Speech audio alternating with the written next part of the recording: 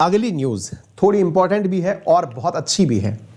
क्यों अच्छी है? क्योंकि भारत साथियों एक ऐसा कारनामा करने जा रहा है। कहां से इंपॉर्टेंट निकल के आती है? ये सिक्योरिटी से रिलेटेड सवाल है। इसके अंदर security and disaster management paper 3 का हिस्सा क्या है, ध्यान से सुनिएगा, क्योंकि भारत की एक न्यूज निकल करके आई है कि इंडिया का पहला indigenous aircraft carrier begins another phase of sea trial. ये न्यूज है, बहुत इंपॉर्टेंट है साथियों। आपको मालूम होना चाहिए कि भारत का आईएनएस विक्रांत, जो कि जल्दी ही जब नेवी का हिस्सा बनेगा, जिसको इंडिजीनियसली डेवलप किया गया है, इसे इंडिजीनियस एयरक्राफ्ट कैरियर कहा जा रहा है, IAC-1, जिसका नाम है विक्रांत। भविष्य में इसका नाम आईएनएस विक्रांत होगा।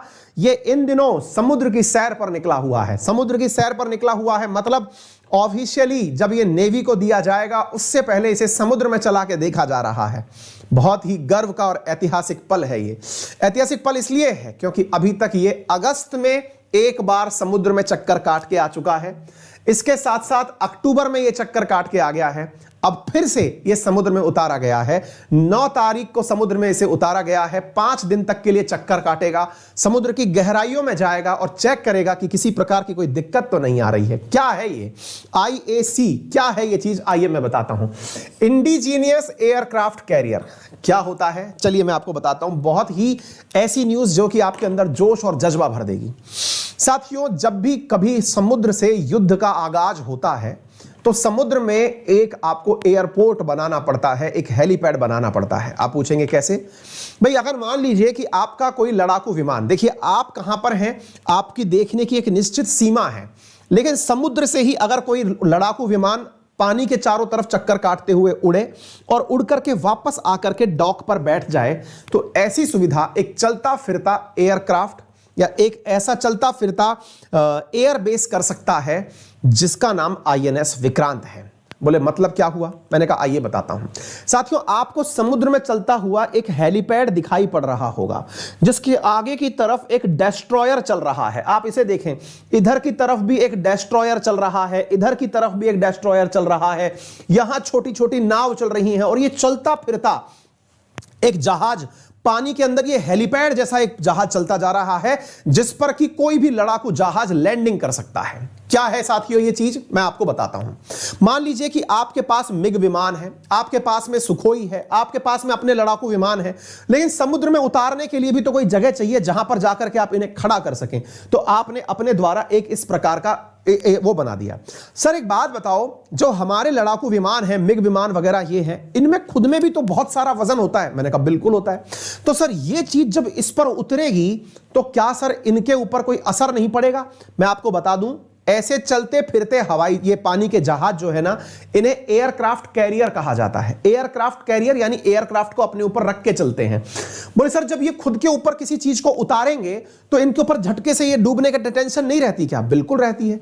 इसी का तो ट्रायल चल रहा है। चेक कर करके देखा जा रहा है कि क्या ये इतने मजबूत बन गए कि इनके ऊपर चीजें उतारी जा सके।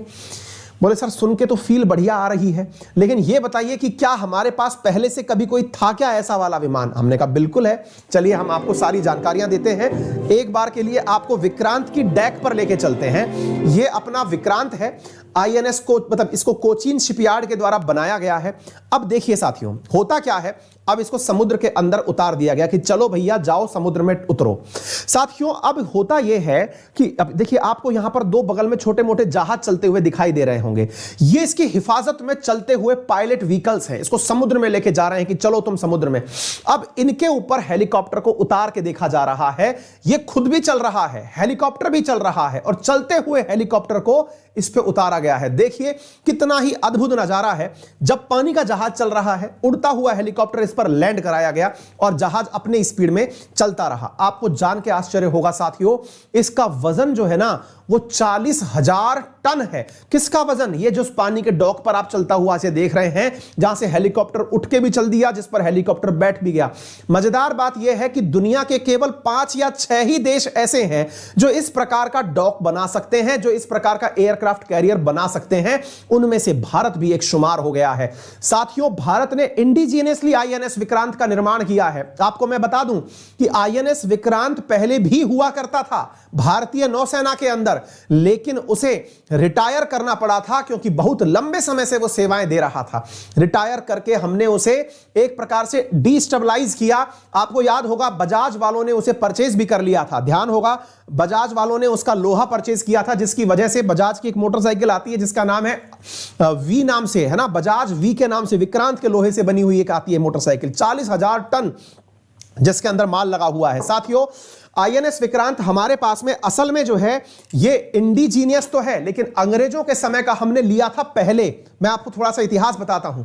अंग्रेज जब भारत में हुआ करते थे तो जाते जाते भारत को कुछ चीजें देके गए, जिनमें से हमने एचएमएस हरमीज नाम से अंग्रेजों का एक विमान था, एयरक्राफ्ट कैरियर था जो लिया था, जिसको भारत में नाम दिया गया था आईएनएस विक्रांत। ऐसे ही हमने दूसरा एयरक्राफ्ट लिया था इनसे, एक का नाम एचएमएस हरक्यूलस था जिसको हमने विक्रांत नाम दिया था, और दूसरा था एचएमएस हरमीज जिसे हमने विराट नाम दिया था। 2 एयरक्राफ्ट कैरियर हमारे पास हुआ करते थे, लेकिन बहुत लंबे समय तक इन्होंने सेवाएं दी, उसके बाद ये रिटायर हो गए। विक्रांत का नाम अमर इसलिए है कि इसे डिकंपोज करने के बाद में, इसे मतलब एक तरह से डिसमेंटल करने के बाद में दोबारा से निर्मित क्यों किया गया, नए सिरे से क्यों बनाया गया, क्योंकि इसके साथ में बहुत गजब की लीगेसी जुड़ी हुई है। लीगेसी किस बात की जुड़ी हुई है? इसने भारत का जब युद्ध हुआ था पाकिस्तान के साथ 1971 वाला, जब हमने बांग्लादेश को आजाद कराया था, उस समय विक्रांत ने बहुत महत्वपूर्ण भूमिका निभाई थी।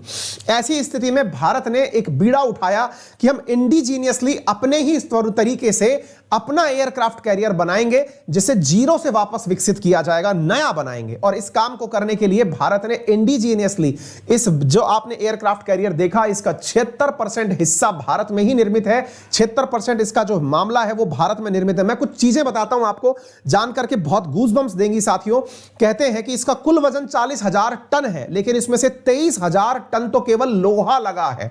यानी कि इस विमान, इसको जो आपने चलता हुआ ये जो देखा ना, इसमें साथियों कम से कम जो है कितना वो लगा हुआ है इसके अंदर साथियों, 40,000 टन तो वजन है। इसकी लंबाई 260 मीटर है, चौड़ाई 60 मीटर है। मैं आपको इसके बारे में जानकारी देता हूं।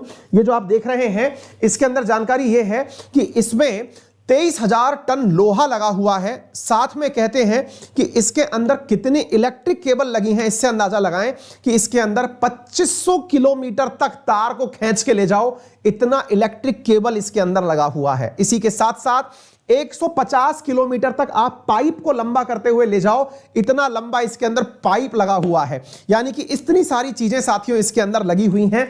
ऐसा है हमारा विक्रांत। साथियों ये विक्रांत से अब आप पूछेंगे क्या भारत के पास अभी कोई भी एयरक्राफ्ट कैरियर नहीं है? बिल्कुल है। भारत के पास ऑलरेडी विक्रमादित्य है। भारत के पास आईएनएस विक्रमादित्य है, जो असल में हमने रशिया से लिया था। रशिया से एडमिरल गोर्शकोव के नाम से हमने एयरक्राफ्ट कैरियर लिया था, जो कि हमने अपने यहां पर उसका नाम विक्रमादित्य रख दिया। भारत ने खुद से इसको बनाने का निर्णय लिया। अब भारत जब इसको बना लेगा तो हम उस कैटेगरी में शामिल हो जाएंगे जहां पर देश का खुद का एयरक्राफ्ट कैरियर होगा। अब आप पूछ रहे हैं कि सर एक बात बताइए, इसके आसपास ये डिस्ट्रॉयर क्यों चल रहे हैं? ये इसलिए चल रहे हैं कि क्योंकि ये इतनी महंगी चीज है, दुश्मन भी चाहेगा कि इसे नुकसान पहुंचा करके भारत को बहुत बड़ी क्षति पहुंचा दी जाए। अगर ये किसी भी मतलब वहां पर खड़ा है, किसी भी तट पर खड़ा हुआ है, या भारत के किसी भी बॉर्डर सीमा पर खड़ा हुआ है, तो समझिए कि उस तरफ का सारा बॉर्डर सेफ है। आप कई बार आपने देखा होगा, भारत जो है पता चल रहा है श्रीलंका में चाहता है कि उसको एयरबेस मिल जाए, मालदीव्स में चाहता है एयरबेस मिल जाए। अरे हमें कहीं भी एयरबेस ना भी मिले और ऐसे एयरक्राफ्ट कैरियर हमारे पास हो, तो हम 4-5 एयरक्राफ्ट कैरियर से तो पूरा हिंद महासागर कवर कर सकते हैं। हम अपनी बंगाल की खाड़ी वाली साइड, अपने अरेबियन सागर वाली साइड में अगर एयरक्राफ्ट कैरियर जमा दिए, एक तरफ विक्रमादित्य हो, एक तरफ विक्रांत हो, तो आप विचार करिए कि भारत के दोनों बॉर्डर तो स्वतः ही सेफ हो गए। हमें जरूरत नहीं है कोई देश हमको बॉर्डर दे या ना दे, हम अपने ही लेवल पर उन्हें निपटा देंगे। कहने का मतलब ये इतनी बड़ी चीज है साथियों। दुनिया में केवल 5 ही देश ऐसे हैं जो बड़े P5 कंट्रीज कहते हैं आप लोग, उनके पास इसको खुद से बनाने की क्षमता है। बाकी लोग तो परचेज करते हैं किसी और देश से। भारत ने रक्षा क्षेत्र में जिस प्रकार की उपलब्धियां हासिल की हैं, उनमें से इंडिजीनियसली इसका निर्माण करना, और इसके साथ साथ जो हमने परमाणु पनडुब्बी बना रखी है अपने द्वारा, इलेक्ट्रिक मतलब न्यूक्लियर फ्यूल से चलने वाली जो सबमरीन्स बना रखी है, इस क्षेत्र में इंडिया दुनिया के कई देशों से ऊपर निकला हुआ है। हमने बहुत सारे मुकाम हासिल किए हैं, उनमें से ये एक है। अभी खुशी की बात क्या है, हमने खुद से इसे कोचीन शिपयार्ड के माध्यम से बनाया है और वर्तमान में ये अपने ट्रायल दे रहा है। ट्रायल से मतलब ये हुआ कि अभी ये केवल समुद्र में में चक्कर काट रहा है। अभी ऑफिशियली इसका नामकरण किया नहीं गया है, सुर्खियां हैं कि ये विक्रांत ही नाम से वापसी करेगा। इसे अभी IAC इंडिजीनियस एयरक्राफ्ट कैरियर के नाम से इसे पुकारा जा रहा है, ठीक है ना। तो उम्मीद है कि आप सभी साथियों को यह जानकारी समझ में आ गई हो। विक्रांत ने हमारे यहां पर देखिए 1999 में इसका डिजाइनिंग का काम शुरू हुआ था, 2009 में इसका निर्माण का कार्य शुरू हुआ, पहली बार 2013 में पानी में उतारा गया, हार्बर और बेसिन पर 2020 में इसके ट्रायल शुरू हुए और 2022 में साथियों इसके कमीशन होने की पूरी संभावना है। अगस्त 2021 में इसने समुद्री ट्रायल शुरू किया था, अभी इसका समुद्री ट्रायल चल रहा है और जल्दी 2022 में इसे पूरी तरह से क्या कर दिया जाएगा, इसे समुद्र के अंदर उतार दिया जाएगा, ठीक है ना।